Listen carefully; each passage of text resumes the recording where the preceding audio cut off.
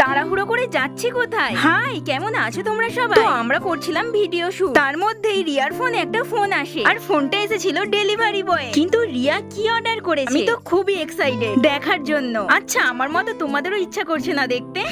জানি জানি, চলো তাহলে দেখি এর ভেতরে কি আছে। আর এই দিকে দেখো, রিতম এত দেরি করে খুলছে বলে রিয়া তো ওর হাত থেকে নিয়েই নিল, কারণ রিয়াও আর ধৈর্য ধরতে পারছে না। আচ্ছা, তোমাদেরও কি কোনো পার্সেল রিয়ার মতো তাড়াহুড়ো করো আনবক্সিং করার জন্য? আমি তো করি। আর তোমরা কারা কারা এরকম করো কমেন্ট করে জানিও। এই দেখো, অবশেষে দেখা পেলাম। ও মা, এটা তো একটা স্ট্যান্ড।